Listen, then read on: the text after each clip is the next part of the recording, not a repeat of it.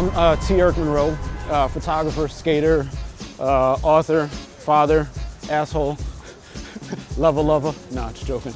I'm from Jersey. Been skating since, 1987, the early Bones Brigade era. Skateboarding has just been a part of my life, as it's photography, capturing moments, having fun. This afternoon we're walking around the Lower Eastside of Manhattan, checking out a few locations that have some of my photography work in it. So I'm pretty excited to share my story and some of the work that I've done. And it's all because of skateboarding. Skateboarding provided me with all the friends that I have, the opportunities that I have, and I'm just grateful for it. I fucking love New York. It's a giant playground and it's fun. But yeah, there's endless opportunities because there's always shit going on.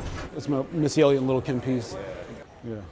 1997. I've always taken pictures since I was a kid, and then when I started skateboarding, that was just a natural extension of what I took pictures at or capturing moments at. And skateboarding was just super fun. I wasn't the best skater, but to be able to capture moments, you know, showing the excitement and bring it back and share it with my friends, and that was my real purpose. Interestingly enough, in 1988, when I started coming to the Brooklyn Banks, I started taking pictures there, and one of the first pictures I captured there was the first woman who ever won at the Brooklyn Banks contest. And the picture of her got in Thrasher magazine during my junior year in high school, and then that started my career in photography as a professional photographer. And then 4 years later, you know, you'd see my name in the masthead consistently, you know, contributing pictures and stories to Thrasher in the music section.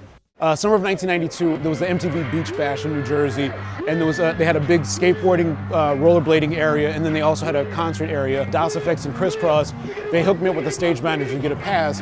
So the next day I went, shot pictures of Crisscross and Das FX, and then a photographer bumped into me. He's like, well, what are you gonna do with your pictures after? And I didn't really have an answer. I'm like, what do you mean, what am I doing with my pictures? He's like, who are you selling them to? I'm like, who would want to buy it? And that was like the $1 million question that just opened up Pandora's box. I reached out to, at the time, Kevin Thatcher, who was the editor of Thrasher, told him who I was and what I was trying to do. So he said, well, let me hook you up with Brian Brendan, the music editor. Brian and I talked, and he was basically like, whatever you want to shoot or whatever, as long as you shoot it, write an article and we'll publish it. But yeah, Thrasher opened the doors for me.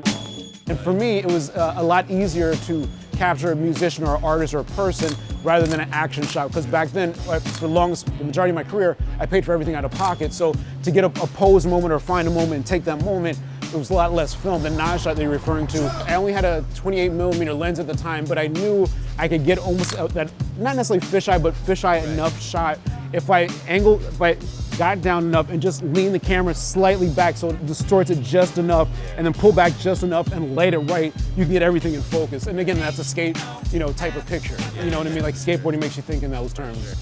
So with the capsule, like, first of all, I'm honored as fuck to be a part of anything FTC, because, you know, since I've been skating forever, FTC has always been that landmark out of San Francisco that heads from Jersey and New York always went out to be a part of that whole mecca, that whole family. And it's like, for me, I only saw it in magazines or on 411 Video Magazine, and to find out, you know, now that they're bringing something here to the city, like, I'm super stoked to be a part of it, because for me, it's like FTC held down so many East Coasters, you know what I mean? So it's sort of giving back to that love. So as a part of the collection, we have some sweatshirts and t-shirts, like a picture of ODB in a barbershop chair leaning back. He almost looks like a vampire or some shit. It's like full character mode of ODB.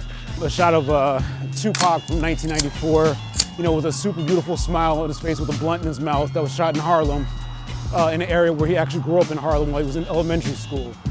We also have some other images utilizing De La Soul, Big Pun in the Sun, Big L in the RZA, and a few other surprises we have coming. So definitely come check it out.